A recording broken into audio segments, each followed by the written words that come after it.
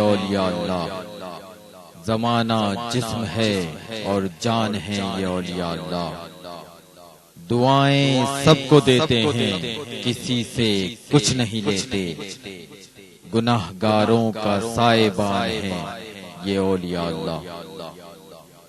الحمدللہ رب العالمین والصلاة والسلام علی سید المرسلین، اما بعد فاعوذ باللہ من الشیطان الرجیم، بسم اللہ الرحمن الرحیم، الصلاة والسلام علیک یا رسول اللہ وعلی آلک واصحابک یا حبیب اللہ، الصلاة والسلام علیک یا نبی اللہ وعلی آلک واصحابک یا نور اللہ۔ میرے پیارے اور محترم اسلامی بھائیوں اور مدنی چینل کے ناظرین، الحمدللہ عز و جل ایک بار پھر ہم مدنی چینل کے سلسلے فیضان اولیاء میں حاضر ہیں۔ اس سلسلے میں ہم الحمدللہ اولیاء کرام کی زندگی کے واقعات سنتے ہیں، اللہ والوں کی کرامات سنتے ہیں، ان کی عبادت و ریاضتوں کے بارے میں سنتے ہیں۔ فیضان اولیاء میں ہم ان کی زندگی کے مختلف پہلوؤں کے بارے میں سن کر اپنی زندگی میں تبدیلی لانے کی کوشش کرتے ہیں۔ آج ہم پاکستان کے مشہور و معروف علاقے پاک پتن شریف میں حاضر ہیں، اور جب بھی زبان پر پاک پتن شریف کا نام آتا ہے تو ایک مبارک ہستی کا نام ذہنوں میں روشن ہو جاتا ہے، آنکھیں عقیدت سے جھک جاتی ہیں۔ میری مراد حضرت شیخ الاسلام والمسلمین حضرت بابا فرید الدین مسعود گنج شکر رحمت اللہ تعالی علیہ کی ذات والا تبار ہے۔ جی ہاں، آج پاک پتن شریف میں ہم بابا فرید کے مزار پر حاضر ہیں۔ ان کی شان کون نہیں جانتا، دنیا بھر میں آپ کے چاہنے والے موجود ہیں، بلکہ تمنا رکھتے ہیں کہ جب بھی پاکستان جائیں تو پاک پتن شریف جائیں اور بابا فرید کے مزار پر حاضری دیں۔ کیسی کیسی باتیں، کیسی کیسی کرامتیں اور کیا شان ہے بابا فرید کی، آج سننے کی کوشش کریں گے۔ پورے سلسلے میں ہمارے ساتھ رہیے گا، ہم آپ کو وہ دروازہ بھی دکھائیں گے، جی ہاں، جس کو بہشتی دروازہ کہا جاتا ہے، جنتی دروازہ کہا جاتا ہے، اور یہ کیوں کہا جاتا ہے یہ بھی سننے کی کوشش کریں گے۔ اور پھر سلسلے کے آخر میں انشاءاللہ بابا کے قدموں میں حاضر ہو کر مالک کریم سے دعا بھی مانگیں گے۔ اول تا آخر ہمارے سلسلے میں ہمارے ساتھ رہیے گا، تا قیامت جھکے گی در پہ تیرے، عاشقوں کی جبین فرید الدین، آباد رہے تیرا پاک پتن سرزمین حسین فرید الدین۔ صلو علی الحبیب صلی اللہ تعالی علی محمد صلی اللہ علیہ وسلم۔ منگتوں پہ نظر یا گنج شکر، آباد رہے تیرا پاک پتن، منگتوں پہ نظر یا گنج شکر، آباد رہے تیرا پاک پتن، اے خواجہ کتب کے نور نظر، آباد رہے۔ صلو علی الحبیب صلی اللہ تعالی علی محمد صلی اللہ علیہ وسلم۔ جس سے روشن ہوئے روئے علم و عمل، ہے وہ ماہ مبین فرید الدین، عابد و زاہد و فقیر و فقیہ، عابد و زاہد و فقیر و فقیہ، نور دین متین فرید الدین۔ میرے پیارے اور محترم اسلامی بھائیوں اور مدنی چینل کے ناظرین، ہم سب کی خوش بختیوں کی معراج ہے کہ آج ہم پاک پتن شریف میں بابا فرید الدین مسعود گنج شکر رحمت اللہ تعالی علیہ کے دربار گوہر بار میں حاضر ہیں۔ یہاں آنے کے بعد دل کی کیفیت بدل جاتی ہے کہ اس بلند پایا ولی کامل کے دربار میں حاضر ہیں کہ جہاں آ کر یقیناً سائل اپنے دامن کو بھر کر ہی جاتا ہے۔ میرے پیارے اور محترم اسلامی بھائیوں، اپنی گفتگو کا آغاز ہم ولی کی تعریف سے کریں گے۔ فیضان اولیاء میں ہم اولیاء کرام کی زندگی کے معاملات، ان کی زندگی کے حالات کو سنتے ہیں۔ آج یہ سنیں گے کہ ولی کہتے کس کو ہیں اور لغت میں اس کے کیا معنی ہیں۔ ولی کے معنی علماء کرام چند تعریفیں بیان کرتے ہیں۔ ولی کے ایک معنی قرب کے ہیں، کسی کے بہت قریب ہو جانا۔ دوسرا معنی تصرف کرنے والا یا وہ جس پر تصرف کیا جائے۔ اور ایک माना दोस्ती के हैं। जो दोस्त होता है उसको भी वली कहा जाता है, मददगार को भी वली कहा जाता है।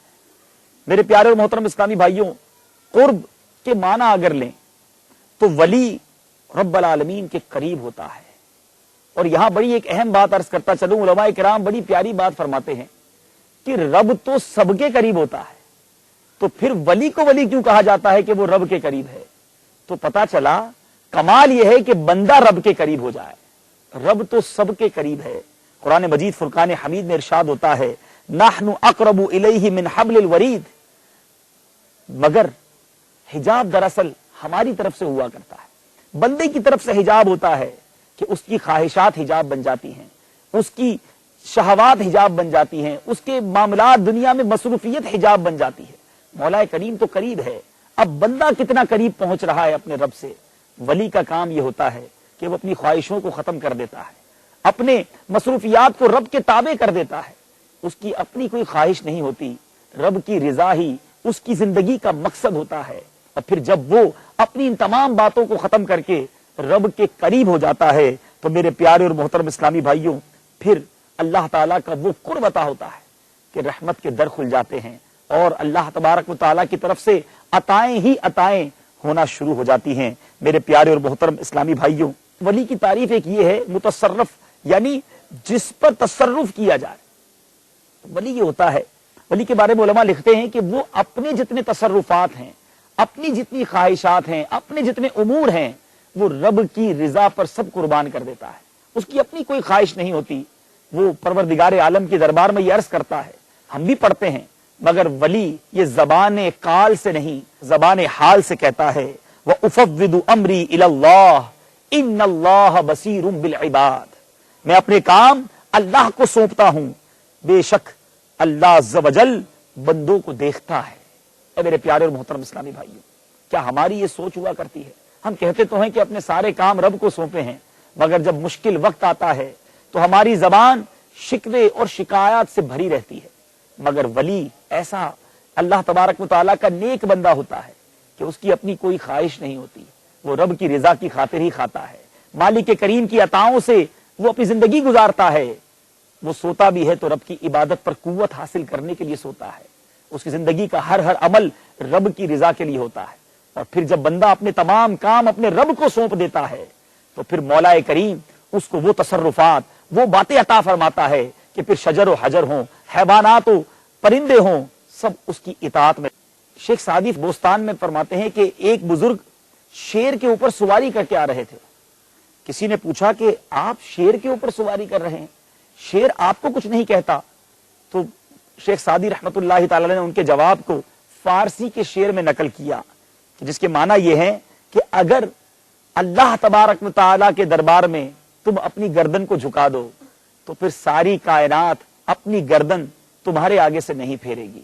ऐ मेरे प्यारे इस्लामी भाइयों, अगर हम औलिया किराम की जिंदगी के बारे में पढ़ें, थोड़ा सा तदब्बुर करें, तो पता चलता है कि रब की रिजा के लिए इन्होंने जिंदगी गुजारी, तो फिर सारी कायनात को इनके आगे पेश कर दिया गया। शजर व हजर, हैवानात, परिंदे और दुनिया भर की तमाम मखलूकात जो हैं वो फिर औलिया किराम के ताबे कर दी जाती हैं, क्योंकि इन्होंने अपने आप को रब के ताबे कर दिया है। अल्लाह अकबर। गौसे आजम रदी अल्लाह तआला अन्हु किस कदर रब की इताअत फरमाते हैं, 25 साल तक मैं इराक के जंगलों में, बयाबानों में घूमता रहा, रातों को खाने को ना होता, बल्कि कई साल तो मेरी जिंदगी में ऐसा आया कि मैं फकत पानी पर गुजारा करता रहा, 1 साल फकत पत्तों पर गुजारा करता रहा, और 1 साल तक मैं भूखा प्यासा रहा। गौसे पाक ने वो कुर्बानियां, वो रियाजतें और मुजाहिदात फरमाए कि फिर एक वक्त आया, गौसे आजम फरमाते हैं कि अब ये वक्त आ चुका है कि जब तक मेरे रब की तरफ से मुझे पैगाम नहीं आता, बल्कि कसम दी जाती है, ए अब्दुल कादिर तुझे मेरी कसम है,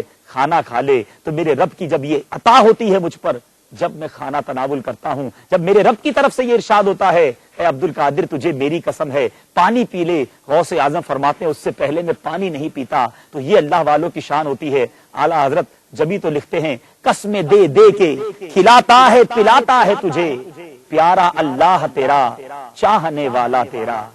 मेरे प्यारे और मोहतरम इस्लामी भाइयों, आज हम आसमाने विलायत के चमकते हुए चांद के दरबार में हाजिर हैं।